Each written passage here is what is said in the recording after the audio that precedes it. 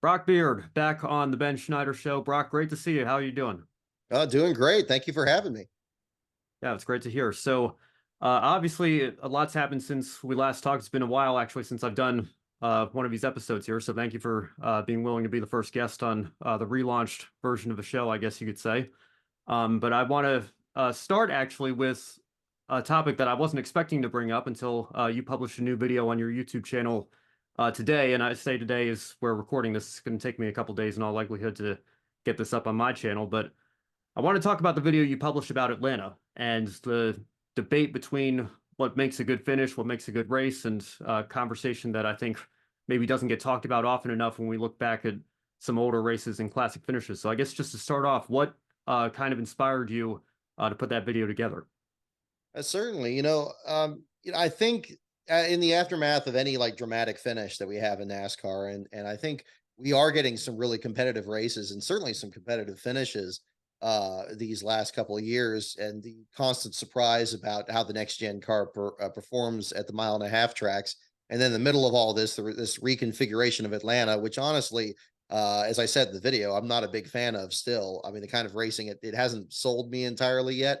But after this finish that happened, I mean, it's certainly been, I think, a game changer in the eyes of a lot of people. And I think there's a lot of new fans that have come on, and the IC Vert and others that have kind of jumped on here that, are like, wow, this is kind of what I expected the racing to be, or this is more than I thought NASCAR would be. And what I thought was most interesting in the immediate aftermath of that finish was how many people that were more long term in the sport discussing immediately. It's like, oh, this is the greatest race ever. This is the greatest race, like better than 2001 Atlanta with Harvick, better than 2003 with the Craven and Bush photo finish. And and then like there was, I think, well, I forgot who it was. There was somebody that came on Twitter that was saying, no, it's never going to be better than the 1976 Daytona 500 and Pearson and Petty wrecking off the final corner. And the more I thought about it, it's like, well, look, I mean, there's many great finishes you can talk about, and undoubtedly the Atlanta race had a fantastic finish. I'm not going to argue that at all. As I said in the video, three wide finishes are very rare. To three wide photo finish, practically unheard of. But does that make it a great race when we had 10 cautions that took up a quarter of the distance? When we had a big pile up 2 laps into the race, and so I think it was worth a critical look at it. I think and I'm very encouraged by the discussion already. I mean, as we posted it here today, it's only been up for I think about half a day so far, and already we're getting some great discussion on both sides of it, really. So far I think it's stayed pretty civil, and hopefully it'll stay that way. Again, I think that there's a lot of elements you can see from this race, maybe remind you of other like big moments. But my standard with like and again, I had to apply some kind of standard to actually have this discussion, is like, I think, if you're willing to sit down and watch the entire race flag to flag, I think that's a pretty good candidate for a great race. I think, the Darlington race, the Atlanta race, 2001, I think those are perfect examples of it. There's so many things. The finish was just the whipped cream on top. There was all this other stuff that was happening in the race. You think about Dave Blaney almost winning that Atlanta race before the wheel coming off. You think about other drivers, having good runs, drivers having bad runs. Matt Kenseth looking really good in that Atlanta race, but nobody remembering it because he blew an engine. Things like that. I think those are really important. And I think what I was a little concerned about when posting the video, I wasn't so much concerned about people, taking offense to it because people have already kind of put this race on a pedestal. I was much more concerned about it just being a so what kind of argument. It's like, well, so what if it's a great race or a great finish? They enjoyed it. But I do think there's a difference. And I think that a lot of the discussion was already going that direction to magnify that finish and say, oh, well, the finish was great, therefore the whole race was. I don't entirely agree with that. In fact, we were talking about the Derek Cope deal there earlier. If you listen to the 1990 Daytona 500 before the moment that Earnhardt's tire blows and Derek Cope takes the win, you could hear discussions between Ken Squire and the other announcers. They're like, "Wow, this is a pretty boring race, isn't it?" Like like there was the field was very strung out. Derek was a driver that really seemed to excel with long green flag runs in his career. And there were some accidents, but a lot of the field was depleted from practice and qualifying. People running backup cars, people running damaged cars, and then Earnhardt having far and away the best car in the field and dominating the race. I think for 199 and three-quarter laps, people are going to be like, well, if even though it was Earnhardt winning the 500 and that was going to be, obviously a big deal then as it was in 98. I don't think people were going to say that was going to be a great race. I think that, Earnhardt's winning it and ending the streak would have been the story, but it wouldn't have been like, the most engaging race people watch over and over again. They probably, in this YouTube era today, people would just watch that last lap, not to see what happened with the flat tire and Cope winning. They would just want to watch that last lap as Earnhardt rolled to score the victory. And I think that's a difference. And I do think that exists. I think that, in the 1990 500 isn't the only example. And I encourage people, if they haven't seen the video already, to check it out, because I tried to give a measured my I think given my age and background in the sport, people are always going to conclude that oh, I'm making this video because I hated the race, and it's like, well, that's not really the case. I just think that if people are going to make a grandiose statement about a race that just recently happened and say this was the best ever, it's like, well, I think that that's worth looking at a little bit, and especially when you try to understand and distill down what made those older races good. And so that's what I was trying to do in that video. Sometimes I wish there was a feature that required YouTube viewers to actually watch at least part of the video before they actually comment on it, because I think a lot of times people see the title and just make an assumption, like you just mentioned there, that maybe he wasn't a fan of the race, or he's making this because he didn't like something that he saw here. But if you actually watch the video, I think you bring up a lot of good points, and it's more about the discussion being had in general.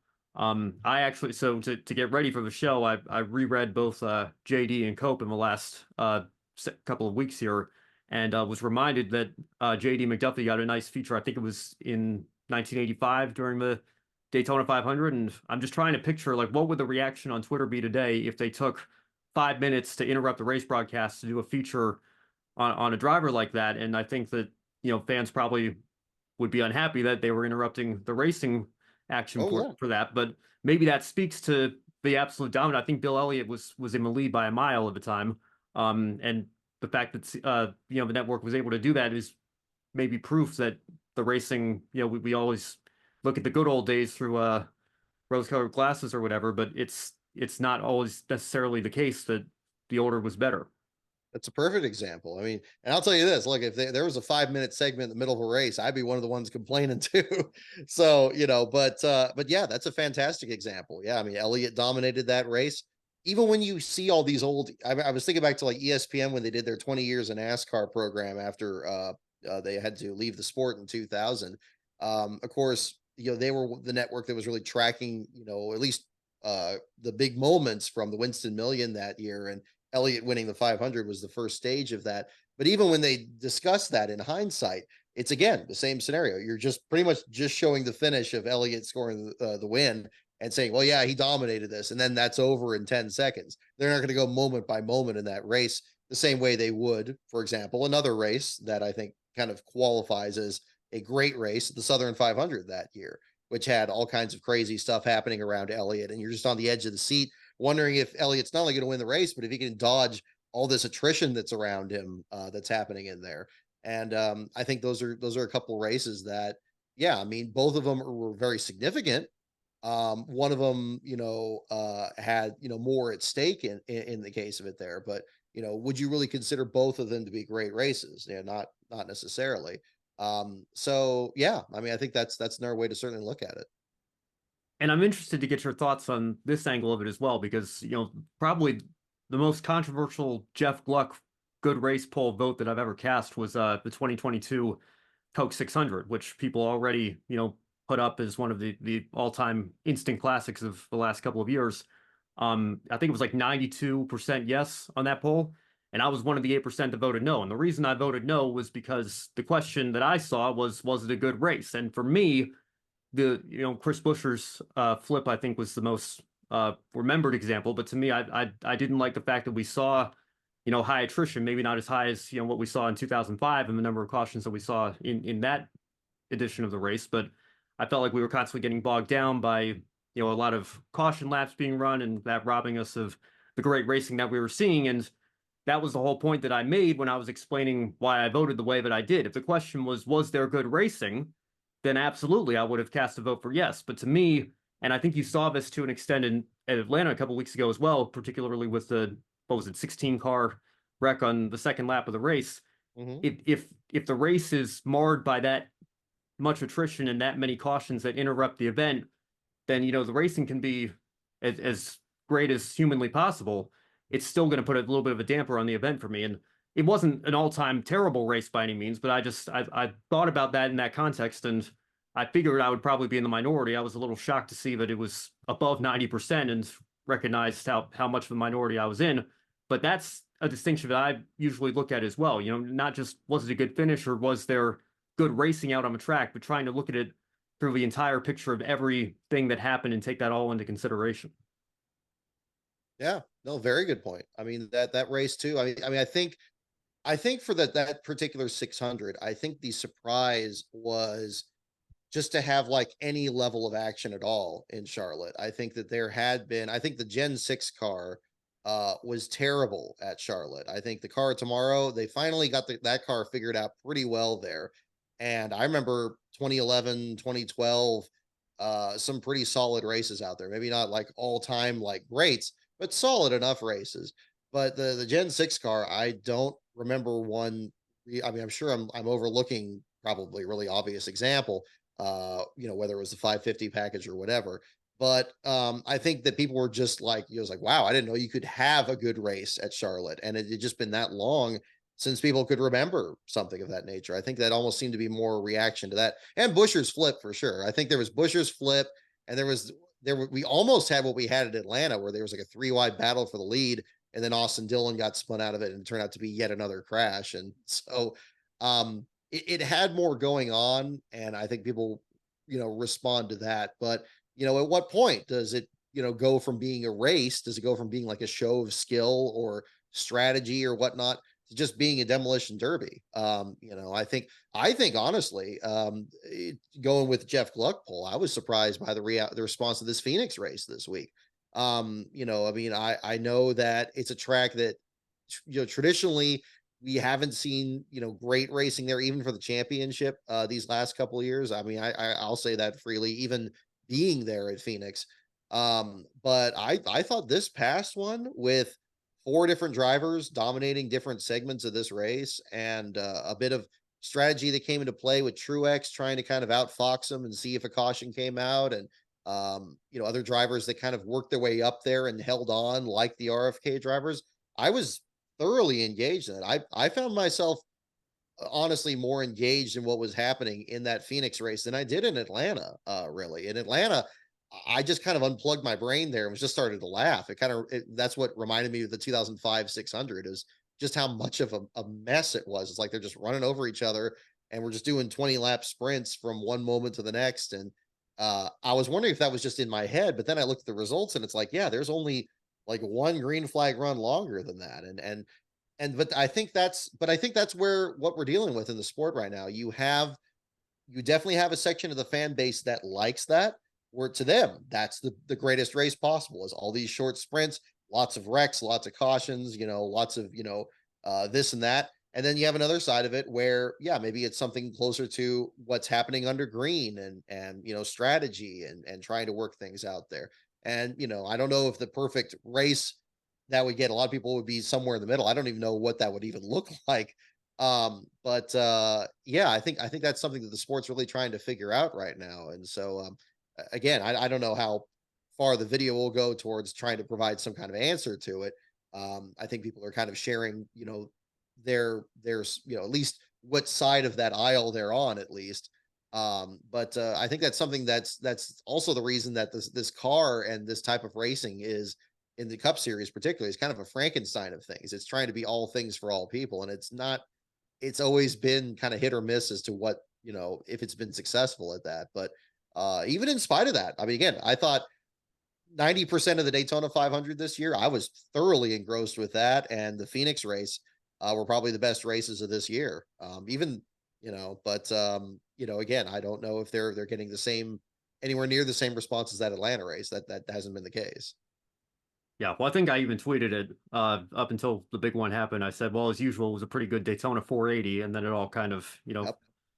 fell out of control there. And thankfully, it actually ended at 500 miles this year. I know Kyle Busch went on about that. It's a shame it wasn't 1998, so that he could be celebrating his Daytona 500 win. Stenhouse ends up winning the Daytona 530, I guess you could call it. But I think you're right. There's so many different factors that go into the conversation. And I remember something you said on your live stream last year after North Wilkesboro, and a lot of fans kind of being upset that the quality of the racing that we saw there wasn't so good. And, coupling that with the fact that they did reopen the track, nobody ever thought that, we'd see cup cars there again, much less as quickly as we did after the initial iRacing efforts took off. And, just, trying to decide, being there for the nostalgia value versus actually the quality of the race that we saw with Kyle Larson just absolutely being in another zip code, but then considering that it's a short track and we've known that the next gen car has, had short tracks kind of be one of its main weaknesses in terms of putting on a good race. So I think there's always a lot more to the conversation. And sometimes, it takes just a couple of seconds to read the tweet and hit a yes or no option on the poll. And maybe fans don't take everything into consideration there. That's true. That's true. And I couldn't help but add that into the Atlanta video there too, because I think, I was very frustrated and disappointed by people, even Junior to an extent, for how instrumental Dale Jr. was in bringing out, bringing Wilkesboro back and the iRacing thing, as you brought up. It seemed like even he was like saying like, oh, maybe we should have done a different format and all this other stuff. And it's like, well, look, it's, it was a massive effort to put that event on. It had a tremendously positive experience. And I think one thing that was really overlooked from that weekend was how good the Truck Series race was that weekend. I know that the Truck Series gets this label of, having over aggressive drivers. We did see another example of the ongoing feud between Haley Deegan and Dean Thompson in that race, for example. But I was thoroughly entertained by that. And it seemed like the crowd response was pretty good to that too. And I think that's kind of the trick with Wilkesboro is you can't have it. It's not a, you know, I know that it's hold late model races there, and those have been really really good as well. But it's not the kind of track where you can judge it on, 50 or 100 laps, and that's going to be a complete race. Old races at Wilkesboro, 400 lap races there, they were a real challenge of endurance, just right up there with Bristol and Richmond, if not more so. I think back to like 1995 and Kyle Petty having to pull out of the race in the late stages there from exhaustion. You think of Ernie Irvin coming back from a serious injury that year to finish sixth in that race there. Teams running out of tires because the tire wear was so bad. Harry Gant's 4 race win streak ending there in 91. These are things that happen because of long races and attrition. And that I think is the secret to getting, people really excited about Wilkesboro. I think that race, if you had a 400 lap race, I don't think it would be all but guaranteed that Kyle Larson would have won that under the same circumstances as an all-star race there. I think that, and I think the reaction would have been more positive. At least I would hope.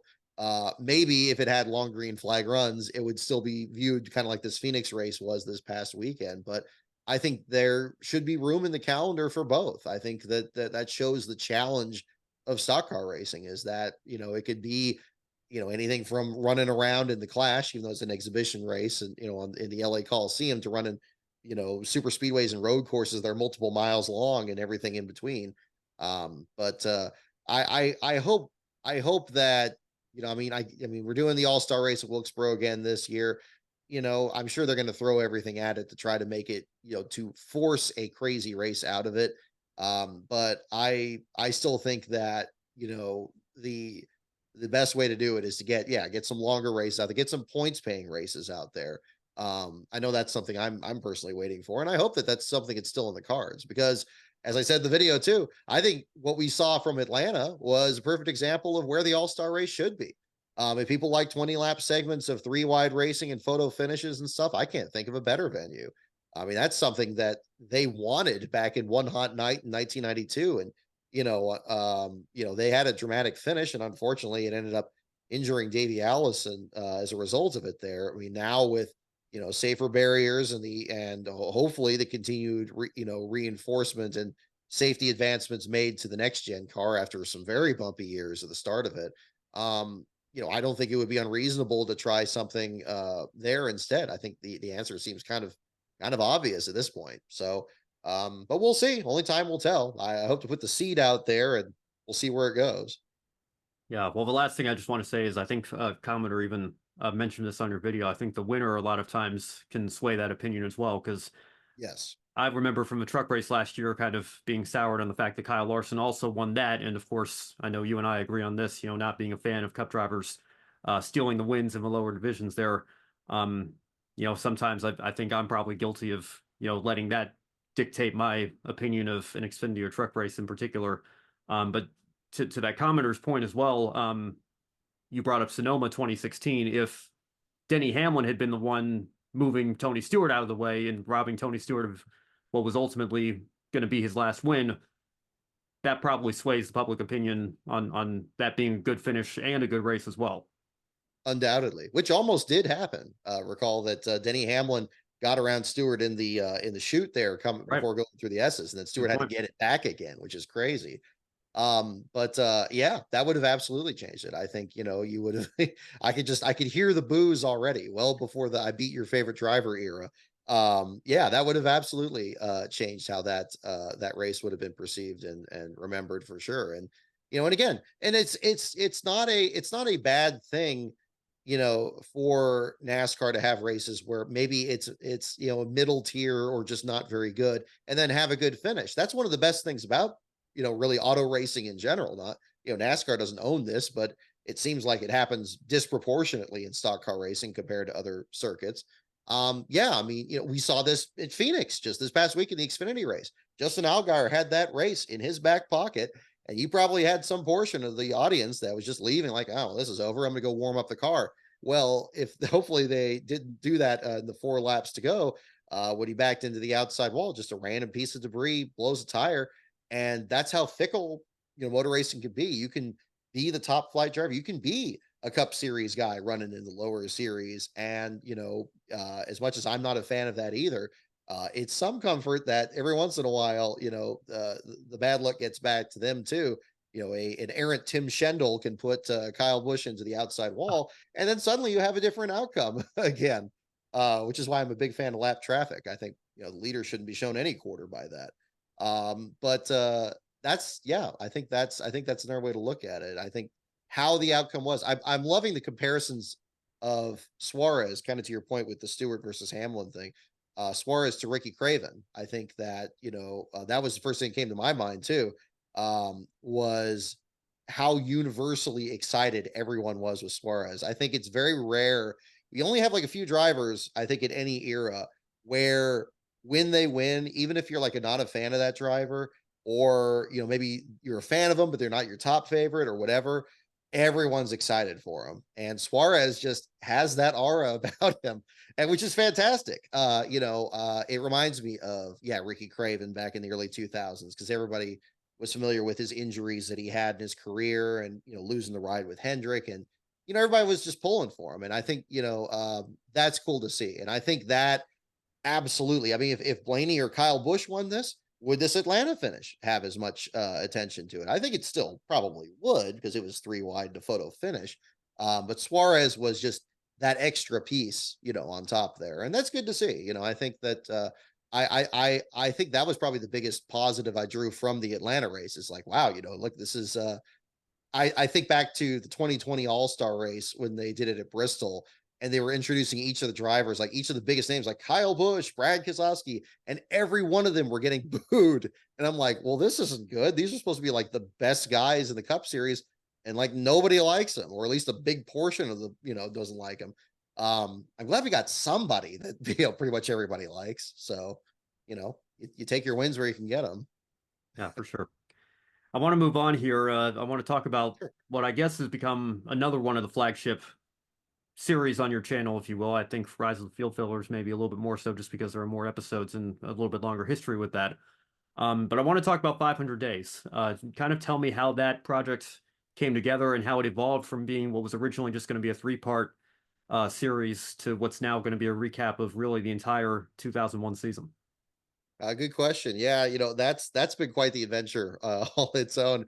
You mentioned Rise of the Field Fillers. It's very much intertwined with that series. Because really since 2020, I guess it was more of a pandemic era series that kind of kicked off there. The interviews that I did for the episodes came together pretty easily, which was refreshing, and I think it lulled me into a little bit of a false sense of security there in terms of an upload schedule.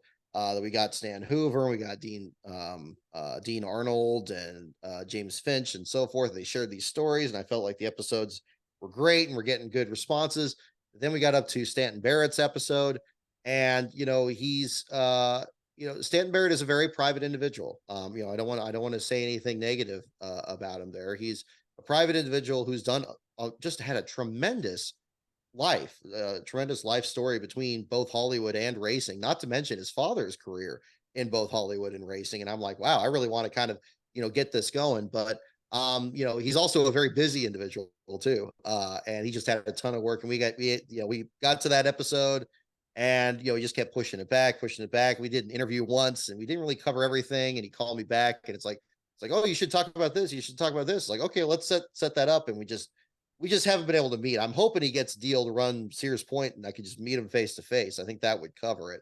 But the reason I'm bringing up all that, and again, I'm still hoping to get that episode done because Brian Hallman's provided a ton of material for that one, but it's ready to go whenever we get that last piece into the puzzle there.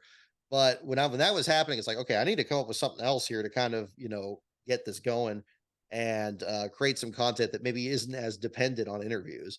And so, I'd done all these other videos in the past, the Johnny Benson video, 3 before February, and so forth, all these other videos that were on the 2000 season. And I was like, well, that seems like a disproportionate amount of my videos are just on this one year. Why don't we just do like a review of that year? And so, I was kind of thinking about like that silly season and how the silly season really went through that entire year because the Dodge announcement was so early in 1999. And it just started off there. It started off with like, okay, let's fill in the gaps of all the old 2000 videos, whether it's Benson or the Daryl Waltrip one and so forth. We'll fill in the gaps, who won the races and stuff. And then it just had this momentum to it. It's like, okay, well, that carries us.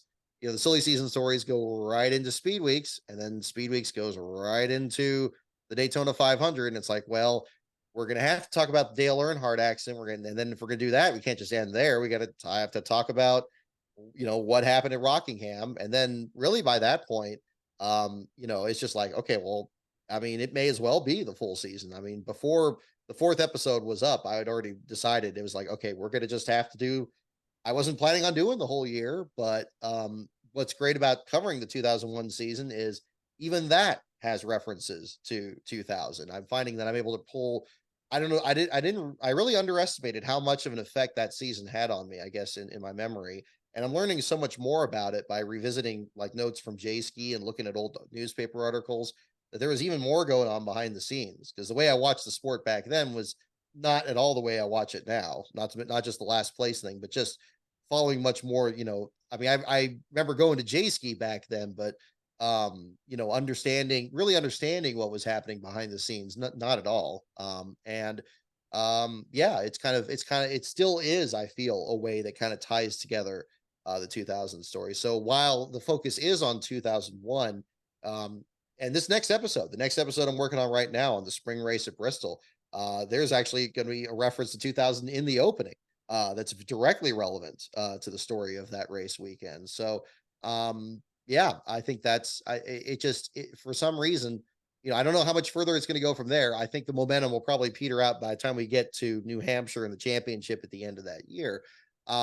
But it's been I'm overwhelmed by the response. I mean, I knew it was going to be a big challenge to do the Earnhardt side of it, but it didn't feel. It was certainly daunting to do that. I mean, even having done like 3 before February and some other kind of heavy stories that have happened in the sport. You mentioned the JD McDuffie book. Absolutely, that was a big part of that story for sure. It's like it was more like I I can't just avoid the subject. It's like we'll just have to say, look, I mean, this is what it was, and I, as well as anybody else that remembered it at the time, can remember what happened. We'll go through it together. And I think that um I thought about maybe ending it at the third episode and just stopping just short of the accident, but again, that's I think that's the effect of history and doing any account of it. You gotta keep going through those moments, and I think there's some value in that. I think honestly, I think for if you live through even if it's just as a witness of something. I mean, I wasn't at the track and I didn't know Earnhardt or anything like that. I don't have any direct access to anything. I can't comment on it. That's why a lot of the stuff in my video doesn't really cross into a lot of what you see in like Blink of an Eye, for example, with Michael Waltrip's experience, or the day that Speed Channel did or something. Um, you know, they'll cover that aspect of it better than I ever could. But I think the fan perspective of it, and what it was like at that time, and yeah, what it was like those first couple of races where you're just like, it's like it's like you really underestimate like how different that sport became. And I think it's an important thing to remember. I think it's important, if you remember a key moment in history, I think it's important to pass that on to others. I mean, it's I sometimes worry that I get the perception that a lot of the content I create, because of course it's back in that same time period, that I'm just kind of creating my own little world, and like I don't want to let anybody else in on that. It's like, no, no, no. It's like you want to share these stories. Like it's like, look, this is something that you find from say the Wood brothers from the early 2000s. Like, look, I just found this thing. Isn't this crazy? Like, it should be shared, and I think that's the important thing. And I feel like that's been kind of the guiding aspect of it. And what's great about it too, is you're able to kind of relive it yourself. You kind of you remember your own memories, and I try not to let that fill in the gaps too much, because you can have a Mandela effect and just remember something completely wrong. So luckily there's a lot of material out there from that season to kind of straighten that out.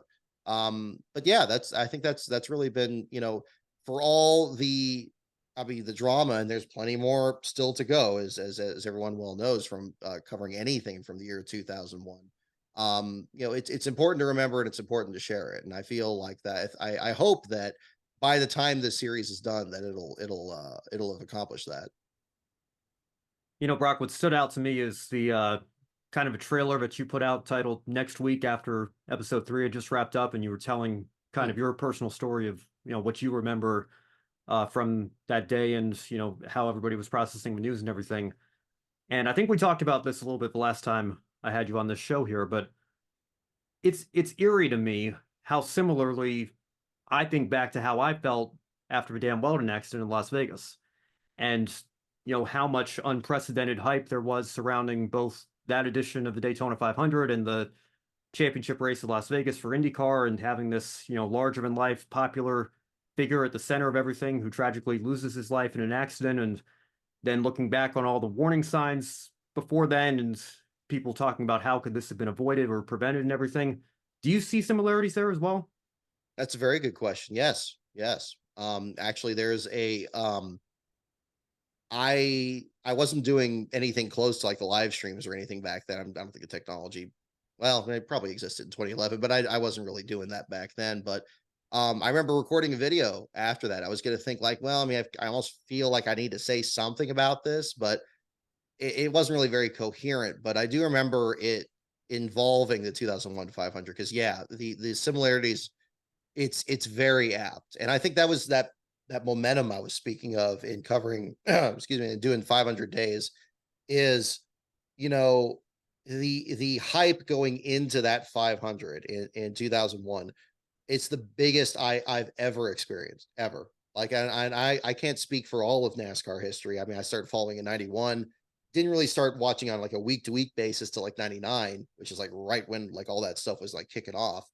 But that was, I mean, you think like when Toyota came into sport 2007, surely that must have been big, had a huge entry list. Nowhere near, not in the same galaxy as what 2001 was like. When you had Fox coming on board and taking over for CBS, that had, been there since broadcasting the 500 live had even been a thing. We were going way off script with what the way the sport was, knowing how intense that Talladega race was in 2000, the year before that Earnhardt won. And they're saying, wow, we're going to run the same package at Daytona. And it's like, it's going to be tighter and it's going to be for a bigger prize. And, it's, and you got Dodge coming into it. The Dodge hype was incredible. They threw, I don't know how much money they spent on marketing that stuff that year. Probably in the same neighborhood as what, was going on with the $5 million challenge with Dan Weldon and all that year. But again, yeah, very, very similar experience. And yeah, intense pack racing. You knew, I mean, each race was just better and better with low attrition, with not having big accidents in practice, not having big accidents in the duels, very clean, very aggressive racing, but very, very dangerous racing too. And I remember how exciting it was. I remember being in my economics class and we had some newspaper project or something. I don't even remember what the project was, but I remember looking through the sports page and seeing what the lineups were for the qualifying races and just hoping that that VHS recorded it so I could watch it coming home. And it was huge. It was huge. And nobody, the furthest thing from anybody's mind was that anything horrible was going to happen. I know it was the furthest thing from my mind. And this was the same time that I had for the first time seen JD McDuffie's accident at Watkins Glen. I had a friend in New York State that I bought VHSs of old races from, and a couple of ones I was curious about because they weren't talked about was JD's race and Grant Adcox's accident from the Atlanta race in '89. I hadn't seen those races live, and he had those, so I watched those. And that the experience of watching those didn't pop up in the back of my mind until I was walking to my car after seeing that ambulance slowly leaving the track at Daytona. And then I was thinking, it's like, well, Grant Adcox, he banged his head on the cross member in the car that wasn't padded, and there was a slow ambulance leaving that scene too. And then I remember thinking that I was like, no, no, no, it's different. It's different. And even with all the stuff that happened in 2000, which I was fully aware of, of the Irwin accident, and Adam Petty, and so forth, it's like, well, this wasn't a stuck throttle or anything. That never had any thought of it. Had the same reaction Darrell Waltrip did when they talked to him in Rockingham. It's like, I knew it was a bad hit, but I didn't think he was dead. But to go to your point with Vegas, having experienced that as well, it was eerily similar. Eerily. I mean, the I think even like the Financial Channel at the time was talking about the $5 million challenge and Dan Weldon. And I still credit the 2011 Indy 500 for starting kind of this new golden age that the Indy 500s had. I know Yeah. people think the Will Powers win a couple of years ago wasn't that exciting, but I disagree. I think it was. I think the Indy 500 has found this new. I know they're going through a lot of other stuff. I can't comment too much on that because I'm not familiar with the politics of it. But just the visuals of just the Indy 500 itself, I think each one since 2011 in particular, you could even argue 2010, has been just like an instant classic. And yeah, that was kind of my experience from 2011. I think the pack racing and and then this horrible accident that happened. I mean, yeah, it would have been the equivalent of if we lost Stewart in the big one in Daytona in 2001. All the hype, and again, watching that race, never once thinking that something awful would happen. I mean, you remember from 2011 also. I mean, the week before, 2 weeks before, they had the penultimate race in Kentucky. Ed Carpenter finally broke through with his Right. first win, and there was everybody's hammering push to pass buttons to try to just get ahead of who. And it was a great race. And Dan Weldon was in that one too, getting his feet under him, driving the Tagliani's car and everything. Ended up being kind of a small part of that story. But yeah, I mean, I remember feeling that same excitement, and it didn't occur to me how similar it was to Daytona until just sitting there during that red flag, and it was just like I can't believe it. It was like you feel sick at that time because it's like, oh man, I should have seen it coming, but I mean nobody would have thought that it was going to play out that way. So and I think it kind of connects to kind of what we're talking about at the top of the show here about what makes a great race. Is it going to be, is it big wrecks and pack racing and close finishes? I mean, thankfully, in Atlanta, we didn't see a real serious accident. Even the big pileup that happened, only one guy fell out of the race. But there has to be some kind of balance there where, it's entertainment for sure, but, nobody should forget whatever generation you are or however many races you've seen. It is undeniably one of the most dangerous things you can do when these guys step in their cars, whether it's Indy car, stock cars, drag racing, anything. And I think that in the pursuit of trying to get bigger ratings and put on a better show or do whatever they're doing to the cars, that should always be in their mind. It's never going to be 100% safe, and the drivers know that as well as anybody. But you don't want to add more to it to make it unnecessarily so. And the tragic part is, at least in 2001 and again in 2011, I think it blindsided us. Nobody, and it only became glaringly obvious in hindsight. Yeah, well, I look at how many similarities there are, and even to how you opened that video saying, when the wreck first happened, you thought it might have been Ricky Rudd, Yeah. and not being able to react in real time, and ABC was on board with Weldon as the crash was happening, and I knew that he was on the inside of a track, which is where you wanted to be, and he's driving a black and white car on the sun beating down on the asphalt. It was very difficult to tell who was who, and I kind of assumed he had actually made it through the accident. And then Marty Reed said it looks like Dan Weldon might be involved in it. And then Yeah. obviously you watch the replays and see the breakdown of everything. And again, similar to your point about the ambulance, it wasn't until they showed the shot of that helicopter that it really kind of hit me. And again, I was, I guess, still significantly younger than you were in 2001 watching the Earnhardt accident. But even as a 12-year-old, that kind of being the moment where I realized that we were dealing with something, really serious here. Exactly.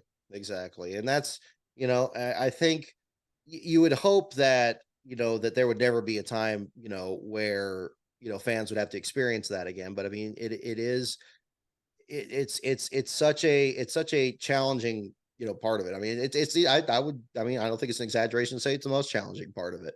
And it's also, I think, the hardest part of it to understand, because when something like that happens, you don't like racing in that moment. I know that's the way I felt.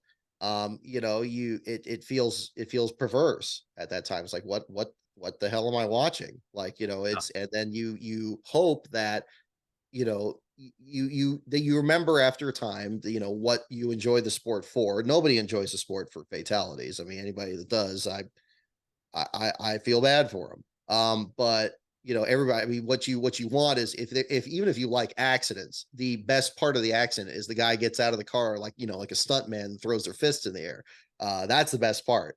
There's no more hollow of a feeling than, it's an accident like that happens. That doesn't happen, and it's thankfully rare. Certainly more rare than it used to be. We got a taste of that certainly in 2020 with the Ryan Newman accident. I know, I don't mean laugh about it. It just, it's just, it was nothing but dumb luck that was not more serious than it was. Yeah. And I think the disappointing thing is nowadays it maybe takes every generation or so. We kind of gravitate towards it being a little bit too much in one way or another. Maybe, maybe too lax on a safety aspect, or too aggressive on an aerodynamic package, or too lax on like how a track is designed, or whatever combination of things. And it takes a moment like that to kind of snap us back to reality again. And I think we were very fortunate that in 2020, it wasn't an accident that cost somebody their life, but damn well could have. And maybe that'll do us good for, for another 20 years or so. One can only hope. But if that does happen, hopefully we're even better prepared for it than we were at that time. I know I had similar concerns about this next gen car when it came up, and everybody's, I mean, Kurt Busch shouldn't be retired right now. Right. Yeah. And you can tell that just tore at him, and still does. I mean, it's not fair. And we've seen, drivers retire for injuries for any number of reasons, but that accident shouldn't have been something that, forced somebody into that position. So, and hopefully that doesn't become too common. We can't have that creep up in the sport. It's a never ending process. And I think that's another thing that 500 days will kind of cover the more we go through that year, because again, we're 7 episodes into it, and the Hans device wasn't mandated yet. Still wasn't, still isn't in this next episode. So that'll be another story that'll get covered. And I think it's important to remember that because, again, those who forget history are doomed to repeat it. Yeah, well, correct me if I'm wrong. I don't think it was until Blaze Alexander in that ARCA race at Correct. Charlotte that was the moment. Even you think of the three drivers that lost their lives in 2000, and then arguably one of your most successful drivers ever and most famous drivers ever. That even wasn't enough. It took one more after that, unfortunately, until we saw that happen. And who knows, with safer barriers or the Hans device, if any combination of those factors would have changed the outcomes. We know they certainly wouldn't have hurt, and we know we saved plenty of lives in the years since then. So that's great to see. For sure.